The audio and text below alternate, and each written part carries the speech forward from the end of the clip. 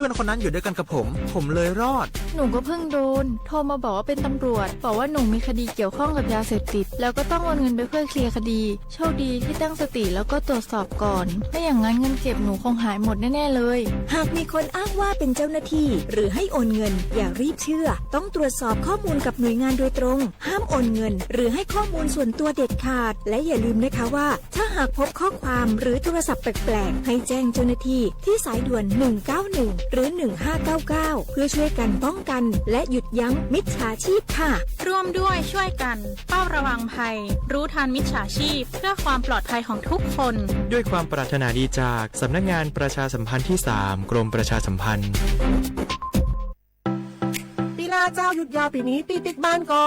ปิกกาคือเติมหาที่บ้านไม่ได้ปิกมาหลายปีแล้วเคยไปกอดป้าอุ้ยแม่อุ้ยแล้วโอ้ดีใจขนาดเลยมาทางเส้นใดน่ะรถนักขนาดกำลังพอเส้นทาง GPS อยู่เนี่ยมันซอกปลาหลงว่าจะเลือกเส้นทางลับแล้วก็พอเส้นทางเลี่ยงที่มันมีจุดบริการประชาชนต่างๆถ้าเอารถไปเช็คแล้วยังเจ้าเรียบร้อยแล้วเติมน้ำมันเครื่องน้ำมันเบรกน้ำมันเกียร์ผ้าเบรกลมยางไฟรถพร้อมขนาดจะฟังปิกผูกมาเจ้าเลยแต่ว่าแรงเนี่ยที่นาการจะพาไปเลี้ยงว่าจะไปแดงส่งตายเนี่ยน้อยโอ้บ่ได้เนอะเกียมรถพร้อมคนขับก็ต้องพร้อมตัวนอนน้อยหลับในเดี๋ยวรถปุ่งเข้าข้างทางได้ไปโรงพยาบาลแตนนะแต่อันมาไปละเดี๋ยวเช็คเส้นทางเสร็จพี่จะไปนอนละปิกบ้านปลอดภัยนะพี่เดินทางปลอดภัยใส่ใจกฎจราจรด้วยความปรารถนาดีจากสำนักงานประชาสัมพันธ์ที่ 3 กรมประชาสัมพันธ์อยากรู้จังใครบ้างนะ7กลุ่มเสี่ยงฉีดวัคซีนไข้หวัดใหญ่ใช้สิทธิบัตรทองได้ไม่เสียค่าใช้จ่ายง่ายๆแค่ใช้แอปเป๋าตังค์ตรวจสอบสิทธิกดเลือกกระเป๋าสุขภาพก็รู้แล้วแถมจองคิวฉีดได้ด้วยที่สถานพยาบาลในระบบบัตรทองรีบๆกันหน่อยนะแค่ถึงเดือนสิงหาคมนี้เท่านั้นสิทธิสร้างเสริมสุขภาพและป้องกันโรคดีกองทุนหลักประกันสุขภาพแห่งชาติหรือบัตรทอง30 บาทสอบถามเพิ่มเติมที่สายด่วนสปสช1330ตลอด24ชั่วโมง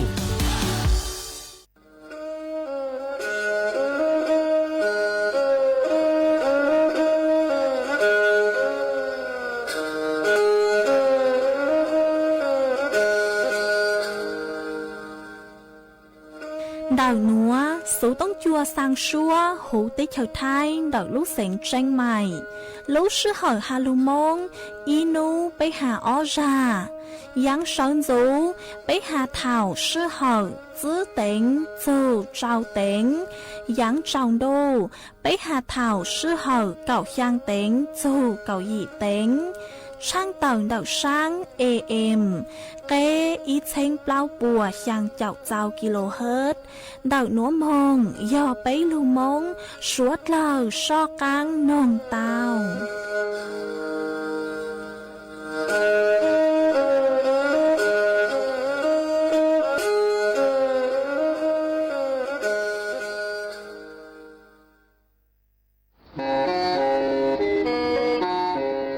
Lên từ sáng ghenโฆษณา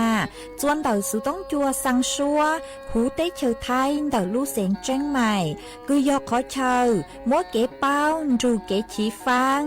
นอนรอเต่าชงเหงสัญญาณมงเต่าเกล้ท่องเปล่าหูลู่เสียงแจ้งใหม่ยอเล่งคือสังเร่งนัวหลอนงตัวเต่าจวนเต่าสูต้องจัวสังชัวหูเต้เชอไทยเต่าลู่เสียงแจ้งใหม่จวนเต่าตุงเบอร์สูต้องศูนย์ชื่อแปอ้อช่างเจ้าศูนย์เจ้าหยี่หล่อชื่อศูนย์จั่วอ้อเปล่าเจ้าหยี่จื้อช่างจั่ว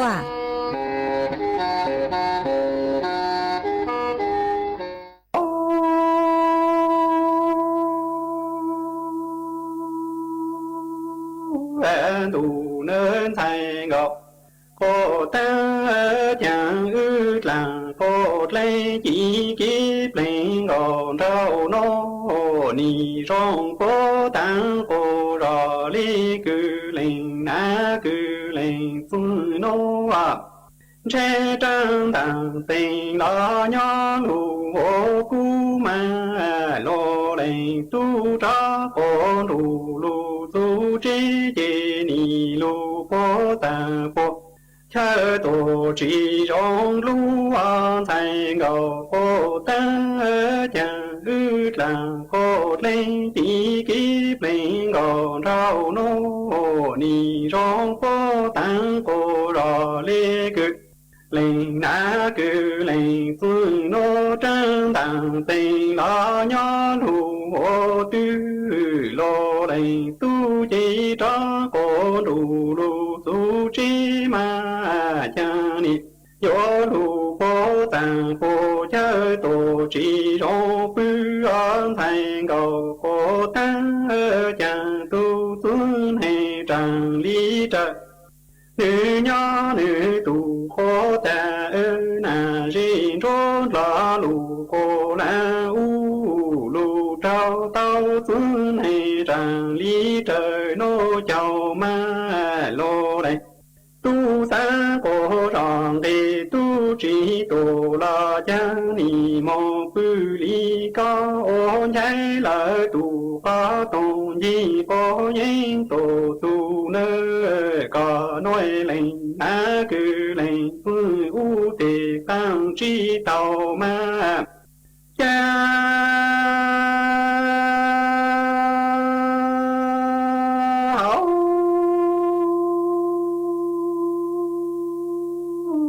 đủ nên thành cầu cô tăng chẳng nè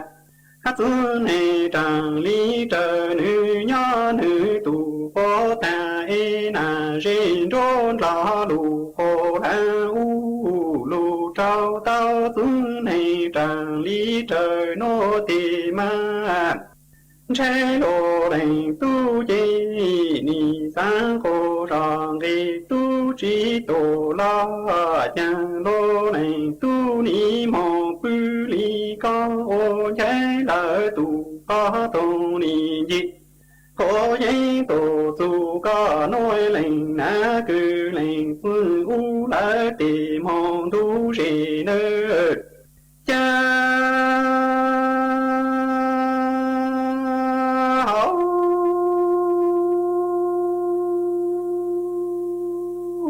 đủ nên thành cầu cô ta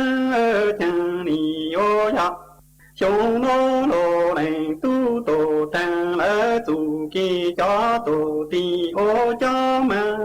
lô này tu đầu nàng đi lỡ tổ tu lo ni trôi ô ta tăng tao lô này tu nó lu chạy lu nhau tròn thành cầu cô tăng chẳng lô này tu chi ni ôn đầu nàng đi tổ tu tu nhô kít li tổ ti ô li ê lô này tu ôn đầu nàng đi lỡ tổ tu lo ni trôi ô tăng tăng tao lu chạy lu nhau nô phi on thành cầu cô tăng cha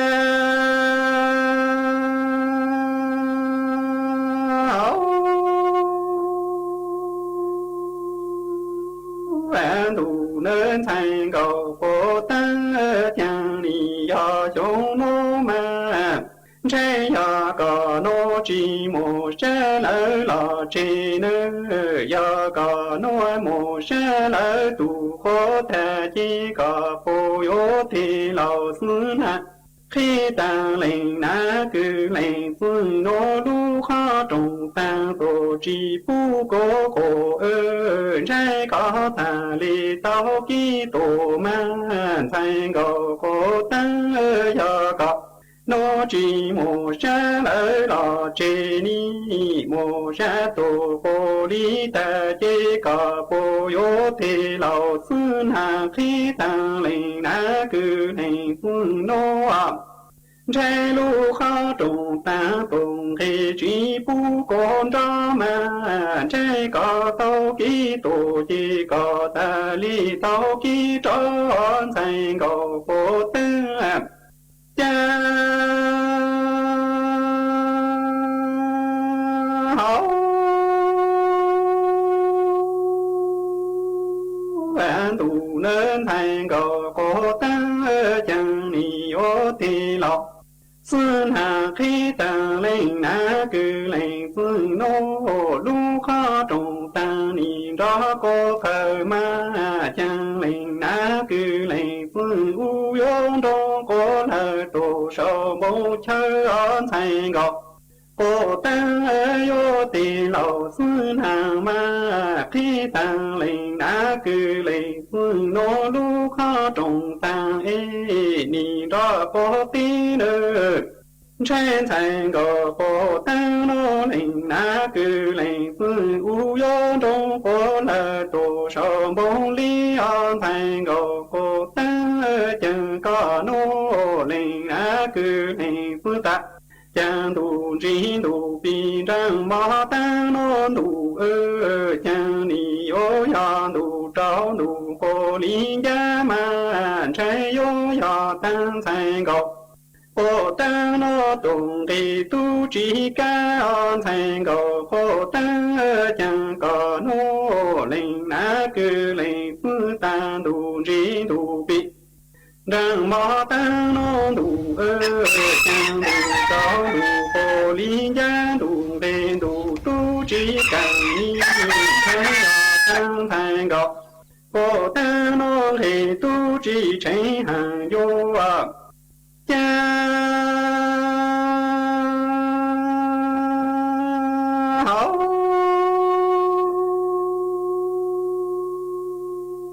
về đủ nên thành cầu cô tăng có nó chỉ một sa lỡ lò chỉ mà một sa li ta chế có một là ta có nô linh ná cứ linh phương ta tu lao ca chung có cái nhìn đồ ti có thao tồn thì yo không mà chế có một là ta có linh ná cứ linh phương u ta có yo ta tổ mô sẽ ta na cầu nu đầu li tổ cô thao phong an thành cầu cô tăng chạm chế có chi mô sa lờ lò chế nơi mô sa tổ cô lý ta chế có một là cô rõ có nô linh ná cứ linh phương u ta trên thành có cô tăng chẳng linh ná cứ linh phương u tu lao phá chồng cô khen tổ ti cô tha tồn thì yo cô có yo tơ tổ mô sẽ thằng na gầu nu thọ li tổ cô tao lô an thành gầu cô tăng ya có tổ du chi ya có trò chi có chi tha ô lư lì lư na nô à trên tu ta có nô lỡ tì nhung cơ ta mà nhớ chẳng có nô linh na cứ linh phương u cha con thì lư sẽ an thành gầu cô tăng ya có tổ du chi ya có trò chi chế có chi sao ta lư lì lư na nô tu ta có nô lỡ tì nhung cơ mà nhớ chẳng có nô linh na cứ linh phương u chế ô cha con thì lư plơ nên thành gầu cô tăng chẳng ni ô nu cô rõ tao cơ na na cho nàng thì đau ta lỡ thì cô xin gì mà nhớ trang đồ này tu yo tu trụ số tu này thao chỉ cô có sẽ yo cha yo tu la còn đau chỉ cho tu giá trị tế an thành gò cô ta chẳng ni yo lu cô rõ tao nà có nà cho nàng thì đau ta lỡ thì cô xin to mà nhớ trả đồ này tu nó yo tu trụ số tu này thao chỉ cô có sẽ yo chẳng thì yo thô chỉ còn đau chỉ cho tổ hù chỉ nó chỉ ni tu yo chỉ ta lu nhô là sinh thành gọc cô ta chỉ mình còn thở hà rong bảo lộ là đi nôi còn na cứ có tu cô yo cho ta có nó mong tu cú trái ni à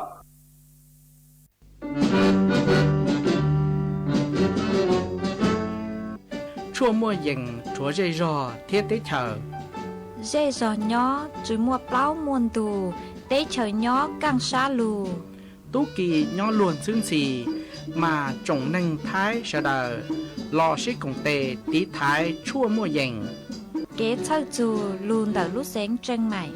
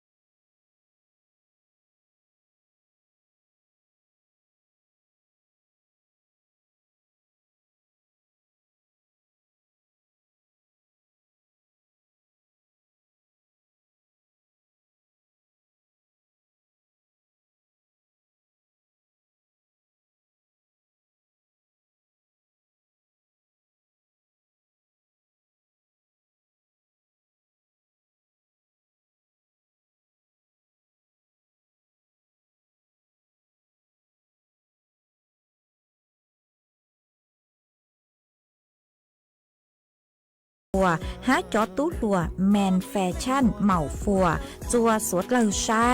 นูตีเกาช่างลูกเก่าลินดูหยัวม่วนเชงเย่งช่งตัวหูชัวปังแสงหาหยัวมั่วจ๋อtúลวแมนแฟชั่นเหมาฟัวหยัวชื่อตือหนังจงชอมงอวดหรือเกิดจัวสวดเหล่าใช้สวดเหล่ายูนจองตัวกง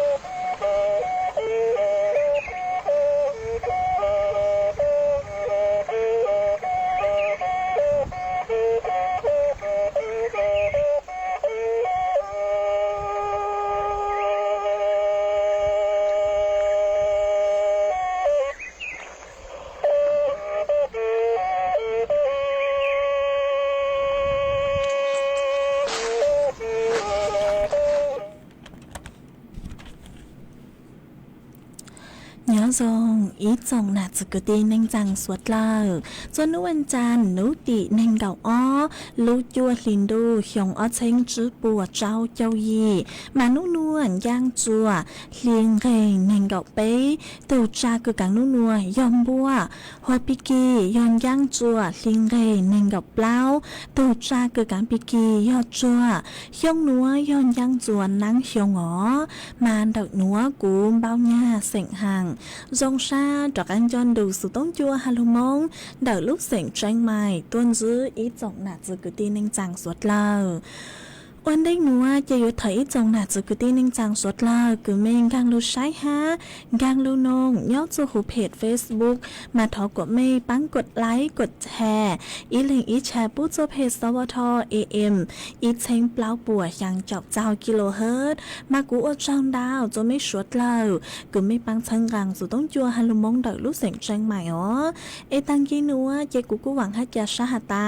ไม่สวดเล่าอยู่ลุนทูกูย่อโอพงยืดเถ่าปีมงสู่จัวเถ่าเศร้ามาจากกังแก้ไขหอเขาคือตั้งหายอยู่กี่หอมานุ่นวลย่อนุ่นวลย่อลิงเรไปเจ้าอ๋อทุชาคือกังนุ่นวลย้อนเน่งโฮปิกีย้อนย่างจัวลีซาอีทุชาคือกังปิกีย้อนย่างอ๋อมาถอดจืดจัวไม่สวดเราฮะหัวตั้งย่อใช้หยดกี่มินจือแล้วอ๋อมาวันได้หนัวเจโตมัวร่างซัวปังเสงร่างโลจ้าคือย่อมัวจังสงฟื้อร่างโลจ้าคือลุ่มใบหาตามัวชาตาเยี่ยมบางชาต่อจะลูกจอจัวสวดเราเต้านมกงกี้รอสิตั้งเรามาจวนจื้อหนัวเจยุลูมัวอีจังสุสือจะลูถังคาจัวอีจงหนักจุกุตีในจังสวดเราเต้าเป้าอ๋อมาจนได้ลูนัวกูเต้าปู่หาตามัวอีจังสุสือเกือหาจูอีตูอีตูต้นแห่งหอกคือเนื้อเต้ามัวอีตูยอนชายน้องยงกับเล้ายองชายเตจ้าตัวมาเจ้าหนูจื้อพวกกูเต้าช้าตัวต้นแห่งคืออัวจังสุนัวหลอดสุยอมัวตุงยอนชายนัวชายเตจ้าตัวมาพวกกูเต้าช้าเต้าอ้อนุนัวห่อเอ็นยอจัวนางมอนุติเน่งกับอีลูกจัวลินดูหยงอ้อเชงจื้อปัวเจ้าเจ้ายีจ้อหนูจื้อเจ้าหน้าที่ตำรวจกุญยอจวนเดาภูธรภาค5ทำพลตำรวจโทกฤษฐพลยี่สาครนายกผู้บัญชาการตำรวจภูธรภาค5กูเตาสั่งจัวจ๋อหนูจื้อเกินย่อจวนดักนี่เลยหน่วยสังกัดหอดมองช้ามองเช้าช้า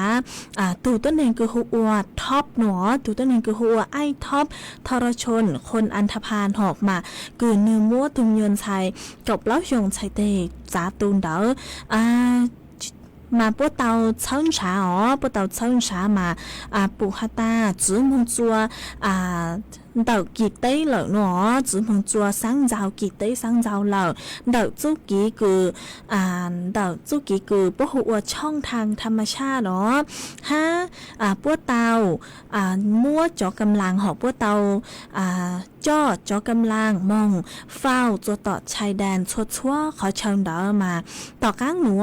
ต่อก้างหนัวจ่อเจ้าหน้าที่ตำรวจสืบสวนกองบังคับการสืบสวนสอบสวนตำรวจภูธรภาค5จอกองกำกับการสืบสวนตำรวจภูธรย้อจวนเดอลู่เสียงเชียงใหม่จั่วจ่อเจ้าหน้าที่ตำรวจกองบังคับการสืบสวนสอบสวนตำรวจภูธรภาคปัวเตาเดต้นเองคือหัวไอท็อปคือเนื้อมดทุงยนชัยดอยชัยเตจ้าตูเหล่ามาตัวหัวหน้าเนื้อตัวหัวหน้าแก๊งไทยใหญ่เนาะเนี่ยตัวหัวหน้าแก๊งไทยใหญ่จั่วเนาะหอมาปัวเตาปัวเตาเด่งจั่วอีตูคือหัวไอหม่องมือไอหม่องไอหม่องมายาตัวคือจ้า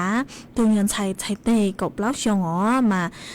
ต่างสุนัวหอคือป้วนเดเตาหยอบป้วนเดเตาจวนเดาอำเภอแปลงยาวจังหวัดฉะเชิงเทรามาต่างสุนัวเกบ้างคืออยู่จอต้นแห่งหนูหอกมาป้วนบ้างคืออยู่จื้อมงจวนเดาจอ ปุ้ยบ้างก็อยู่ว่าจื้อหมูจัวติช้างกัมพูชาเนาะหอมาแล้วสิยอติช้างกีเต้ไทยฮะกัมพูชาเด้อมาตักสุนัวจอจะหนุจื้อป้วนได้เตาหลอกมาพวกกูเตาเต่าต้วนทั่วเต่าเลยนัวมาต่างสื่อนัวจอหนุจือปัวจอนดุจุนโจกันเลยอ๋อยอหาแต่เล่งตือคืออ้วถูกกี่ใจเราซื้อยอเล่งตือคืออ้วจื้อเจ้ากี่จื้อเจ้าใจมาจอหนุจือปัวยวนที่ตั้งชอมาไปมัวจูกี่ใจโลหะซื้อห่อเอยอหาแต่เล่งตือคือเจ้าจืดจ่อเหาะยาแต่เล่นคือเจ้าจืดจ่อมาสวดเล่ามั่วเป็นสื่อคือยัวมงท้อกีปักหยวนดอกจอหนุจืดปัวเตาอ๋อเจกูจะลูถังคาจัวอีจงหนาจืกุตีเน่งจังสวดเล่าเตาเป้าเลยหนัวชวนจะหนัวอ๋อเจยอจากกังลูกจอร่างกี่หล่อเจคือลุ่มไปหาตาคือยอจีเสียงยงร่างกิโลเซลุ่มไปหาตาป้อเจจีผีป้อนดงจะหลุดจอจัวสวดลาเต้านงกงกิโลเซโอกีอีปลาโนเจกุเลยหมักลูมัวอีจังสุสือฮาเลยหมักลูมัวจอฟวดจวดเลยนางทางจัวสวดลาเต้าเป้าจวน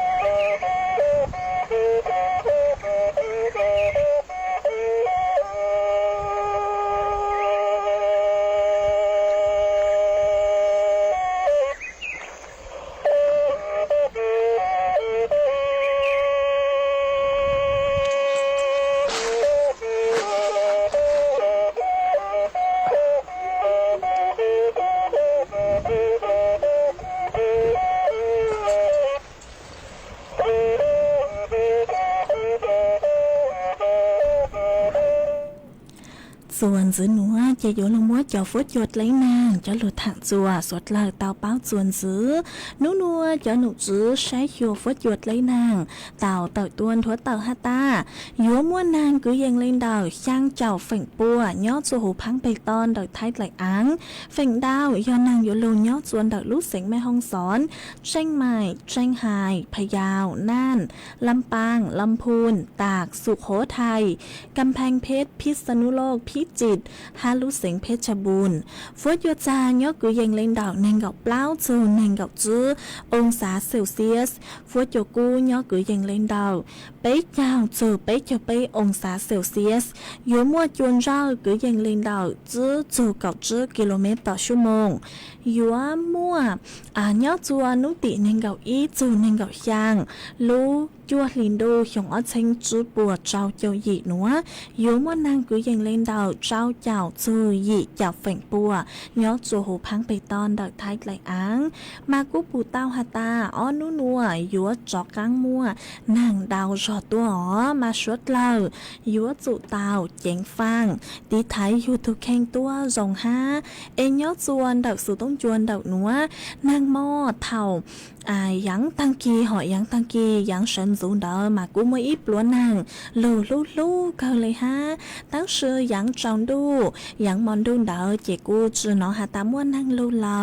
อินยอดจวนดอกไม่ใจจอนี้ฟดจัวจองเลยจังเลอชาวดอกตัวกงกี้เราใจเต้าจวนดอกสู่ต้องจวนดอกหนัวเราสุยอนดาวสู่ต้องตัว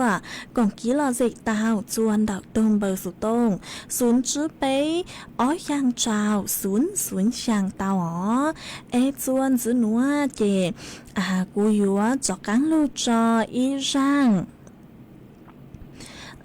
他之后专职奴结果要จะกังลูมัวอีจังสื่อคือหาจู他叫จอจื้อเน่งมงอวดหลังหนูเราสยอมมงฝึกงานยอดจัวติลุติเฉาจื้อเป็น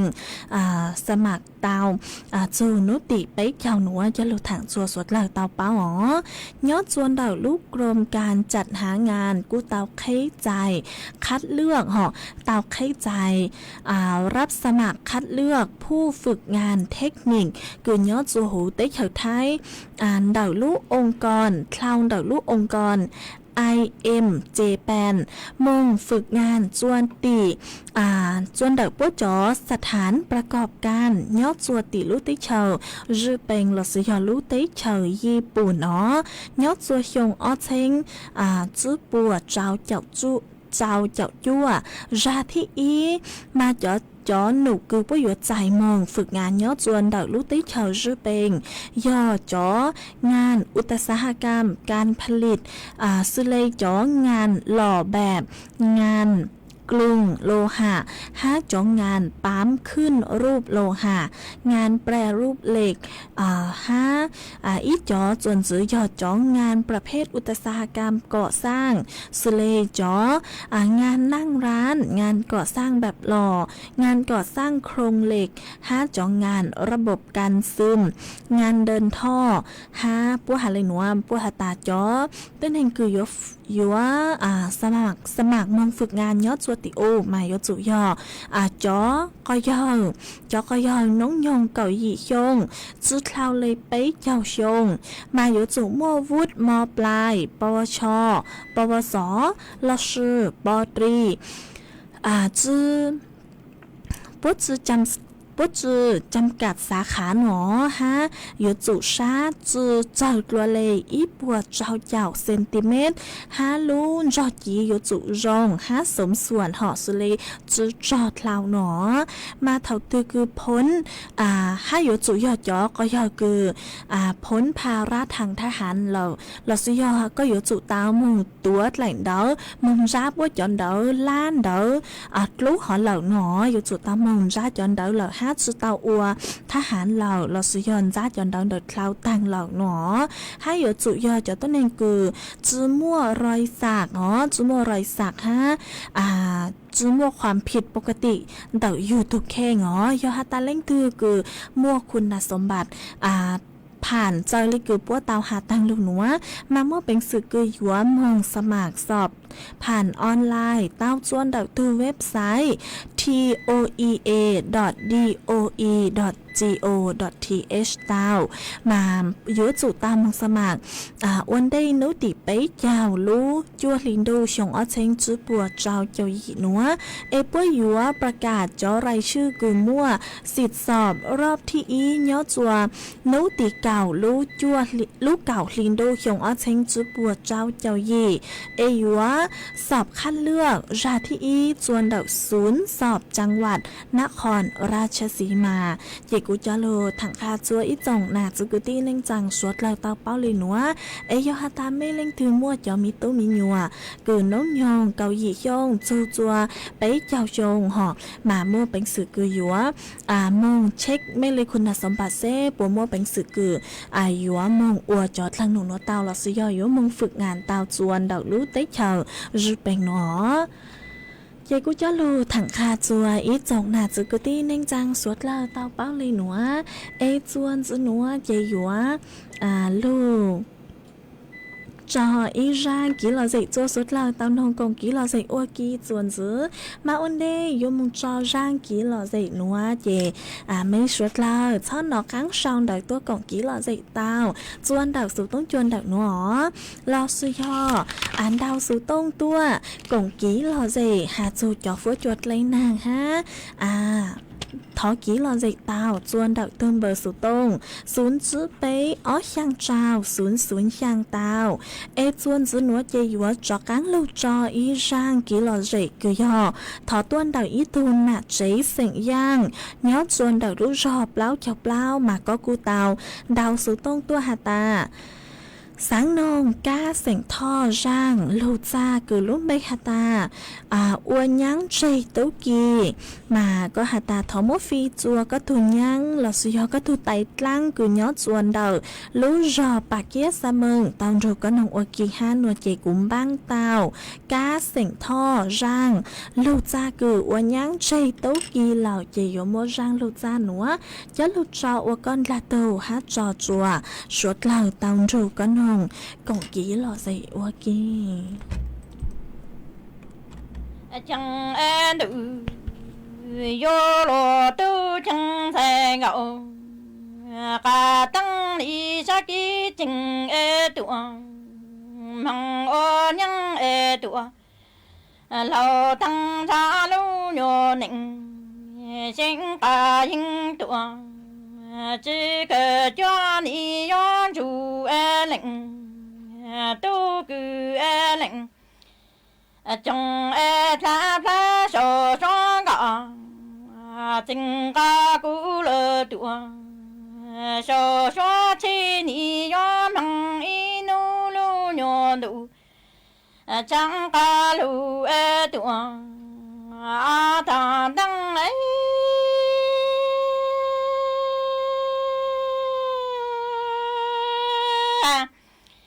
chẳng lu ca dạo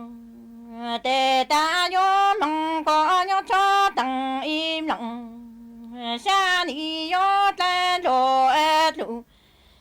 ca lo cho ta căng ta yo cho lơ ti tu cứ ti sẽ yo chỉ chu lo mo na cứ mo ni yo sẽ yo chỉ to na y pro căng nữ yo lo tu cha chín đặng ca chu an nhân ca yu lo thăng cha lu nhô nịnh chỉ cần chỉ chẳng yo chu lệnh tu li trong ta pha sổ trong gà tình ca cũ lơ tua sổ xóa chi ni yo bằng in nu lu nhon đủ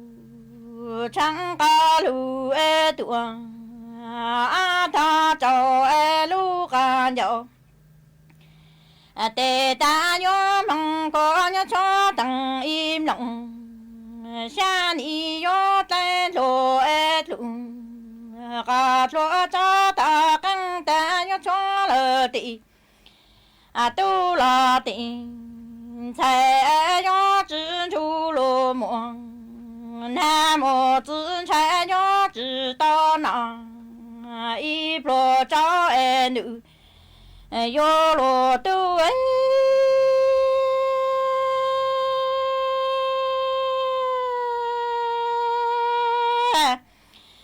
chẳng lý do những ca yu lao thăng cha do mong du lệnh tu lì trong do mong nhớ lu ca đủ năng e lý ca đủ ca cha do ta lu ca đủ cô ni do yu yu ti sai do ti tu tu mi tuang cho tu luôn sẽ gió mong chủ lệnh tu lì trong bữa chữ tua tu lăng lu e nữ yo lo tu cha chiến đặng ca chu nhân ca yu lao thăng cha gió mong chủ lệnh tu lì trong nhớ lu ca đủ năng e lý ca đủ ca cha yo ta lu ca đủ cho e ni như như ti sai cho ti tu tu mi tuang cho tu ya ya mong chu lệnh tu lệnh trong bữa tuần đủ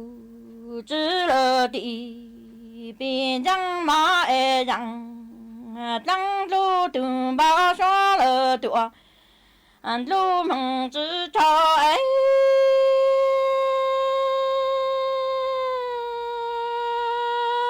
chẳng nhớ chỉ lu cả lặng sinh cả xóa nhớ mơ lu nhô lặng mong sinh nó dù trong cha thì ha tọ tè nhớ chính sầu dặn mong chính to ninh chỉ sang ô ta lệnh hà lì chỉ nó tu mi sai mô gạo cái mong ta sinh thọ lô lệnh nhô tu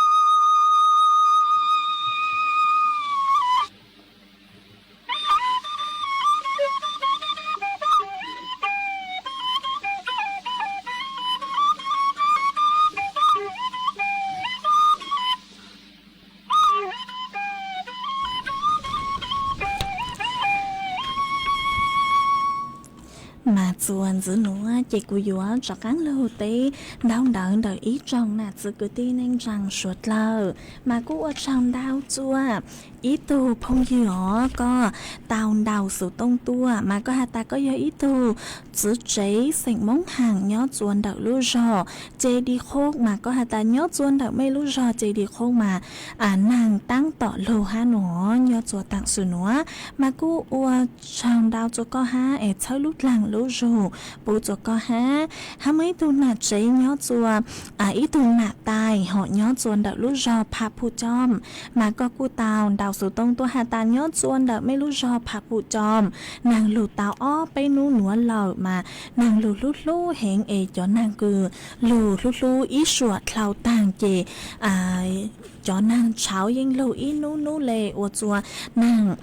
เพ่งหลุดชัวรู้สึกเหาเอยุตเตอมงตือเราทรงอย่างไรคือเตอมงอวดหลังวันหนูจะสวดเตาเลยหนอมากูทรงชักคือก็กูเจง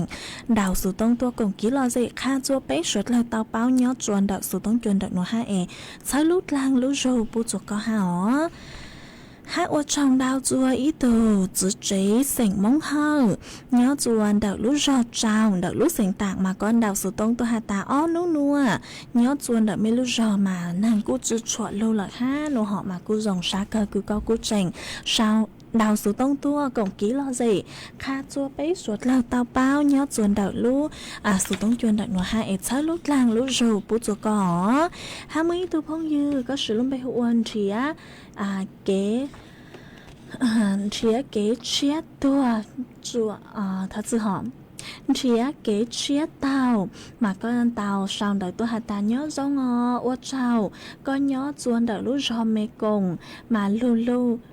nàng lu cơ lấy ha nó mà cu dòng xa cơ cứ có cu sau đời tôi cũng kỹ lo dày ha ế cháu lúc lang lu rô bút cho có ha mấy tu phong dư có sự lông bày hộทน เพื่อลูก ทน เพื่อเธอmà có sau đời tôi hạt ta nhớ chuồn đờiตัวเจ้งกรุงเทพตั้งกีหนัวฟุตยัวจ้าcơ lấy lợ ha nó mà cô dòng sát cơ cứ có cô sao đỡ tôi còn kỹ là dậy ha ép sai lút làng lú rù bút cho có hả ha mấy thu phong dư có sự lúc bày hụt ca hiông có sao đỡ tôi hạt ta có nhớ chuồn đỡ lú rò ban sám âm hơพบพระมานางมอหอนางมอกู้มวนนางลูกลอยหมอเลยฮะต่างส่วนหนูว่ากู้ตุ๊ดเตานางกู้ตุ๊ดเตาตูเลยฮะหนอมากู้ดงชาก็คือก็กู้ชาวดาวตู้กงกี้เราใจฮะเอ็ดเช้าลูกหลังลูกรูปุ๊จัวก็หาฮะโอชาวดาวตัวอีตัวพงคือก็สื่อลุ่มไปหัวกู้ชีมวดตูเนาะmà có sau đời tôi hạt ta nhớ do ngò đi chê mà nhớ chuồn đời mấy lú rò plau chào plau nàng sản sự lù นาะmà cô dòng xa cơ cứ có cô sau đời tôi còn kỹ là gì ha ế cháu lúc làng lú rù bú chùa có tua dạng gạo ha ô trong đau chùa ý tù phong dư có sự lúc bây hữu chai yen mà có sau đời tôi hạt ta nhớ chuồn đời mấy lú rò plau chào plau đời lú xỉnh tạc màต่างส่วนนู้นนางตั้งต่อลูกเนาะมากูทรงชาก็คือก็กูชาวเดอตัวกงกี้เราสิฮะเอเชอลูกลางลูกจูปูจูก็ตัวอย่างเก่าหอฮะอุจารดาวจุ้ยตัวพงยือก็สือลุ่มใบหัวลาวว่างเนาะหอมาก็ชาวเดอตัวหาตาnhớ do nắng đi chê có nhớ chuồn đợi lú giòm ban cầu ó âm phơ phốp phá đợi lú sành tạc mà có hạt ta tàng sự núa nàng tăng tỏ lù ha nó mà cu dòng xa cơ cứ có cu sau đợi tua ha ế cháu lút lang lú rù cho có ha ó ha mấy tu phong dư có sự luôn bề hụa sạc xe giang mà có sau đợi tua hạt ta nhớ dòng sân dụ nắng đi chê mà có nhớ chuồn đợi lú giò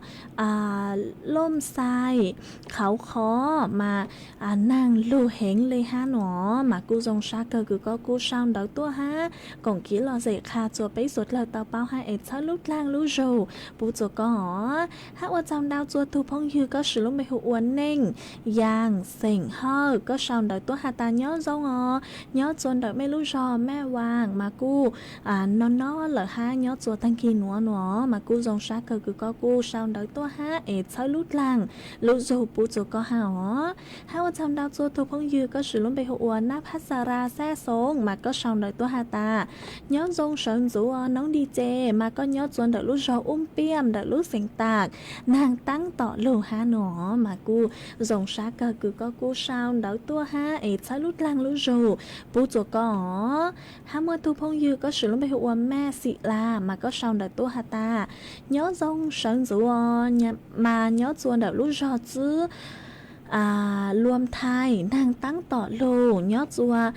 เถ่าตีเปล่าลูจัวต่างหนัวนางตุ๊จุเตา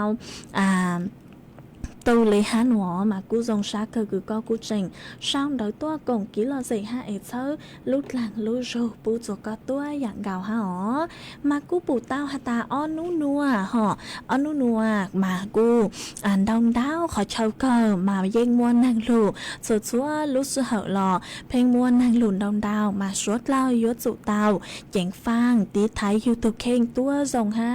วิยออ้อนนู้นัวเจ้าหนูจื้อเจ้าหนูจื้อไซชัวฟูจดเล่นห่างโปกูเตาตักต้วนถั่วตักฮาตายัวม้วนห่างคือยังเล่นเดาเจ้าเจ้าซูยีเจ้าแฝงปัวยอดจูหูพังเปตอนเดท้ายไหลอ้างนมากูปู่เตาฮาตาอ้อนนัวเจยัวม้วนห่างลุนเดาจอมาสวดเล่ายัวจุเตาเจ๋งฟังดีท้ายใช้ชัวอยู่ถูกแข่งตัวจงฮะใช้ชัวเต้มีตู้มียัวตัวจงวิยอฮาตานั่งลู่เฮงมาđây cứ nhớ rèn được tên thụt lê là mê chùa sử ha chó nạt sự cứ tin ninh chàng cứ nhớ chùa bê tao xa họ lò dụ chủ tao sái chùa cho mi tốt mi nhùa tua rồng vì yêu hà ta năng lưu lưu hẹn chê dụ ở chùa tao chạy khảo thùa dông dông gì cơ mà suốt lao dụ chủ tao chỉnh phang tí thái thuộc khen tua rồng ha ê cú cho lưu thẳng kha chùa ý rồng nạt sự cứ tin ninh chàng suốt lao tao báo lên núa ý rồng nạt sự cứ tin ninh chàng suốt lao lũ sư hờ đặng sử núa lũ sư hờ cú dùa tăng lờ chúa cứ dâng lên đầu chứ nà thì lờ xứ dây cú dùa lưu cho ý rang ký lò gì ua rang tỏ cán cờ chua suốt lờ tao nông cũng ký lò gì nhớ chùa tăng khi núa lời xưa ó ê tăng khi núa chơi cú dúa sao sự tốn chùa chơi cha lên núa lời xưa ý chẳng trọng đô bấy lên mặt cho cán tua xuân rút lùa chùa thảo lúc sơ hờ cậu giang tính chùa cậu dị tính tăng khi núa chơi thọ chùa quả mê chùa chùa lên chùa tù chuồn giữ chùa ký nó cán nhớ rồng suốt lờ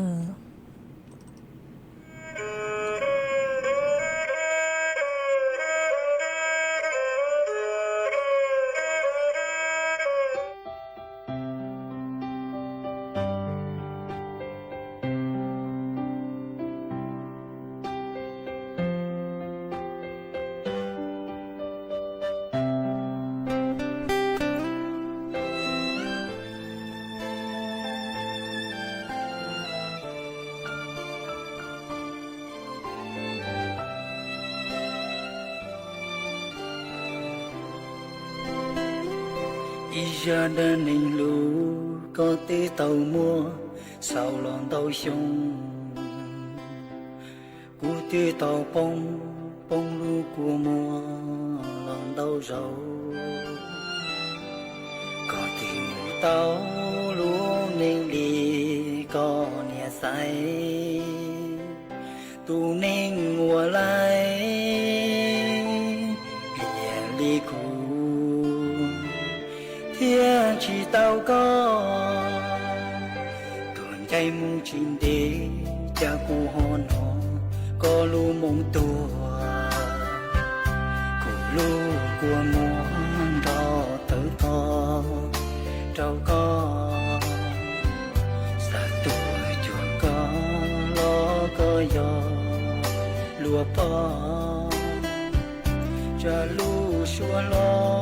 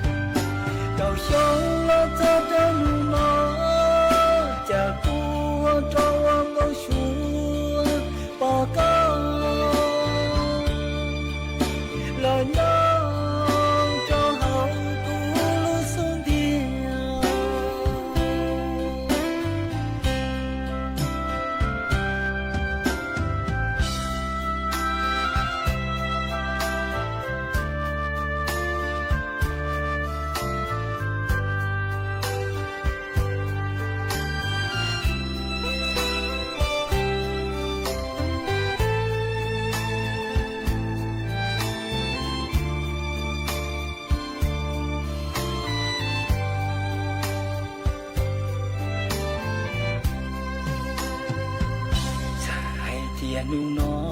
mua y tu lu cu lời lò cụ yên trên gió gió có chỉ lo thành tiền nó chỉ tao lo nhỏ và kế lon tia tê nó chúa mua có yên rong lu xia vừa có mưa gió bay trôi xuống gió xia สถานีวิทยุกระจายเสียงแห่งประเทศไทยและเครือข่ายทั่วประเทศเสนอข่าวต้นชั่วโมงรู้เร็วรู้จริงเกาะติดทุกสถานการณ์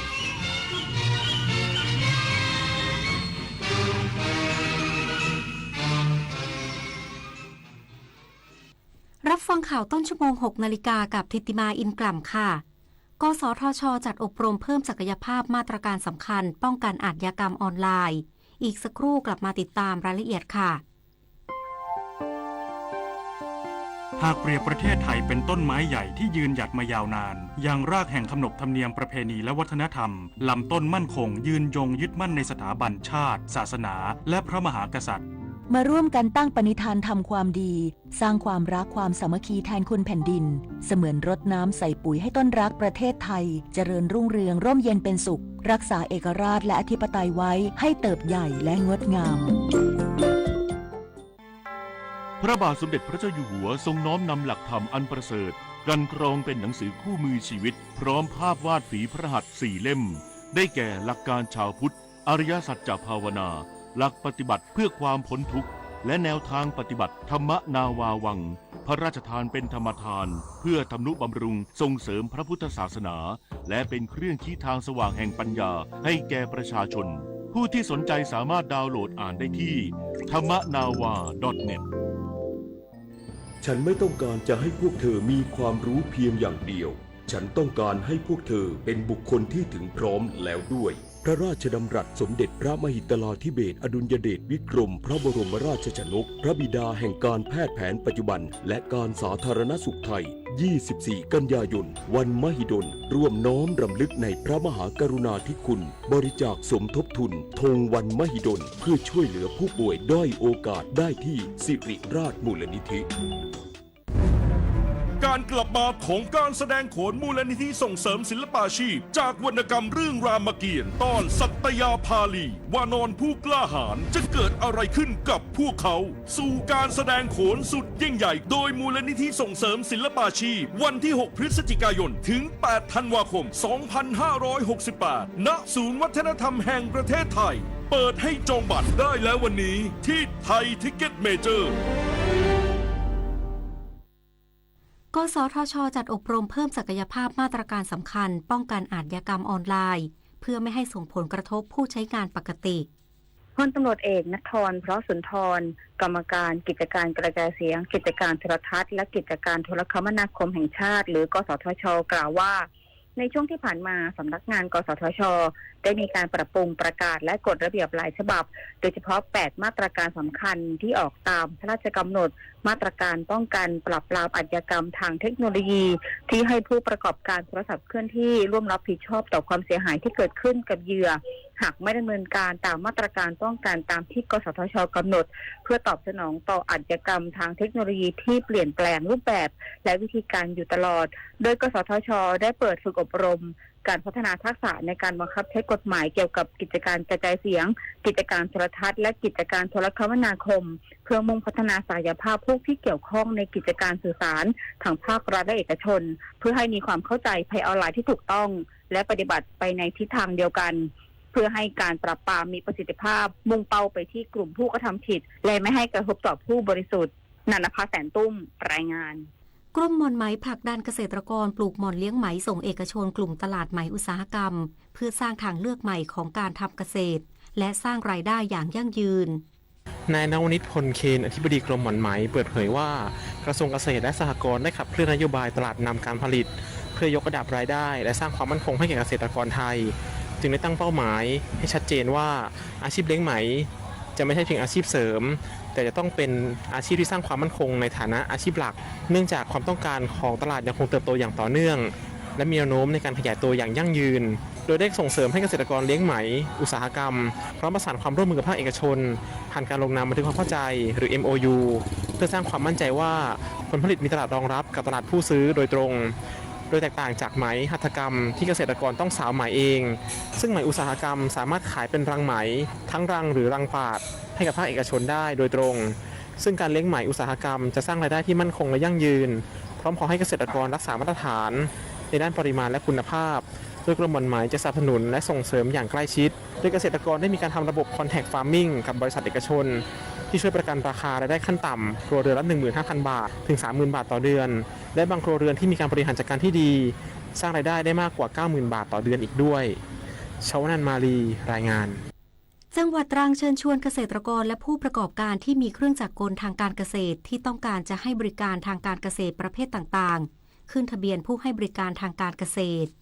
นางสาวสุมนลัตน์ตรึกตรองเกษตรจังหวัดตรังกล่าวว่ากรมส่งเสริมการเกษตรในฐานะนายทะเบียนได้เปิดให้เกษตรกรกลุ่มเกษตรกรและผู้ประกอบการที่มีเครื่องจักรกลทางการเกษตรและมีความประสงค์จะให้บริการสามารถแจ้งขอขึ้นทะเบียนผู้ให้บริการทางด้านการเกษตรเพื่อให้ภาครัฐมีฐานข้อมูลผู้ให้บริการทางการเกษตรประเภทต่างๆโดยสามารถติดต่อขอขึ้นทะเบียนได้ที่สำนักงานเกษตรอำเภอใกล้บ้านทั้งนี้เพื่อวางรากฐานการจัดระเบียบผู้ให้บริการทางการเกษตรซึ่งจะเป็นประโยชน์ทั้งแก่เกษตรกรและผู้ให้บริการทางการเกษตรในการเข้าถึงการใช้เทคโนโลยีเหล่านี้โดยไม่ต้องลงทุนด้วยตนเองลดภาระการลงทุนซ้ำซ้อนและชั่วโมงการทำงานของเครื่องจักรกล